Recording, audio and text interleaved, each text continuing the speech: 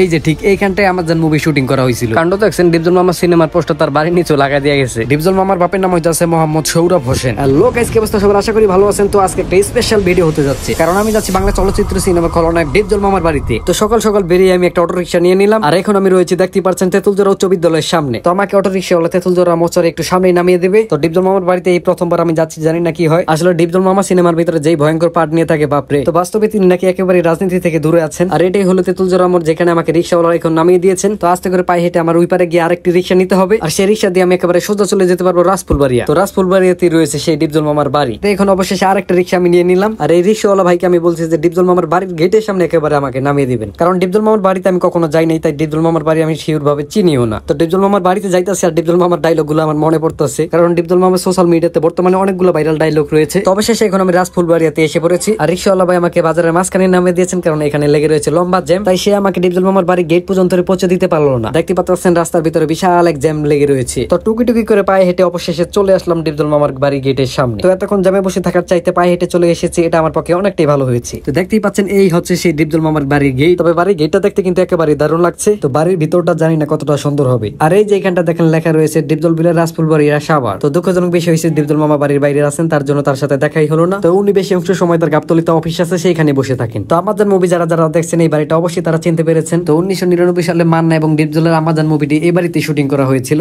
তো বাড়ির ডিজাইনটা দেখতে কিন্তু একেবারে জোস বলতে হবে। তবে ডিপজল মামা কিন্তু বাংলা সিনেমার নায়ক হিসেবে প্রথমে ঢুকেছিলেন, তারপরে সে কিন্তু বাংলা সিনেমার ভিতরে এসে একেবারে ভিলেনের রূপটাই বদলে দিয়েছিলেন। তবে তার ঢাকায় ভাষার বিভিন্ন ধরনের ডায়লগ কিন্তু রাতারাতি বাংলা সিনেমার ভক্তদের কাছে কিন্তু জনপ্রিয়তা পেয়ে যায়। তবে তার ডায়লগের ভিতরে হান্ডে মান্ডে ক্লোজ করে দিব, এই ডায়লগটা আমার কাছে অনেকটাই ভালো লাগে। তো এখন আমি আপনাদেরকে ডিপজল মামার বাড়ির পিছন দিকটা একটু দেখানোর চেষ্টা করি। আমি এখন যে দিকটা দিয়ে যাইতেছি এটা হইতেছে বাড়ির পিছন দিক। তো ডিপজল মামার বাড়ির ডিজাইনটা আমার কাছে জোস লাগছে, কারণ এটা পুরনো ডিজাইনের একটা বাড়ি। আর এটি হইতেছে ডিপজল মামার বাড়ির পিছন দিক, রংগুলো অনেকটাই নষ্ট হয়ে গেছে। তো রাজফুলবাড়ি এলাকায় লক্ষ্য করে দেখলাম অনেকগুলো পুরান বাড়ি এখনো রয়ে গিয়েছে। তো আমার আফসোস রয়ে গেল বাংলা সিনেমার খলনায়ক সেই ডিপজল মামার বাড়িতে এসেও তার সাথে দেখা করতে পারলাম না। তো তার সাথে অনেকেই দেখা করতে আসেনি, ইউটিউবার, টিকটকার। আর সবচেয়ে সুন্দর কথা হইতেছে ডিপজল মামার সাথে যদি একজন সাধারণ মানুষের দেখা করতে আসি, সে সবসময় দেখা করে থাকি। তো আমরা সাধারণত ডিপজল মামাকে কিন্তু বাংলা সিনেমার খলনায়ক হিসেবে চিনে থাকি, তবে বাস্তবে তার ব্যবহার কিন্তু একেবারে আলাদা। ডিপজল মামা একেবারে সাধারণ ভাবে মানুষের সাথে কথা বলে থাকে। তো ডিপজল মামার কিন্তু একটা পার্সোনাল ইউটিউব চ্যানেলও আছে। তো আপনি ইউটিউবে ডিপজলকে সার্চ করে দেখতে পাবেন যে একটা ইউটিউব চ্যানেল চলে আসছে ডিপজল মামার। তো এখন পর্যন্ত কিন্তু ওটার 1 মিলিয়ন হয় না, অল্প কিছু বাকি আছে। আর ডিপজল মামার ওই ইউটিউব চ্যানেল ভিতরে হইলো শর্ট ফিল্ম ছাড়া হয়। আর সবচেয়ে দারুণ কথা হলো ওই চ্যানেলের ভিতরে নতুন আগ্রহীদের নিয়ে কাজ করা হয়। তো ডিপজল মামা বলেছে কেউ যদি ভালো অভিনয় পারে এবং কেউ অভিনয় করতে আগ্রহী, তাহলে ডিপজল মামার সাথে যোগাযোগ করতে। তো ডিপজল মামার এই এলাকাটা মোটামুটি অনেকটাই শান্ত, কোনো ধরনের উশৃঙ্খল নাই। তো ডিপজল মামার বাড়ির সাথে রয়েছে এখানকার চেয়ারম্যানের বাড়ি, আর এই হলো চেয়ারম্যানের বাড়ি। তবে চেয়ারম্যানের বাড়িটা কিন্তু একেবারে জোস।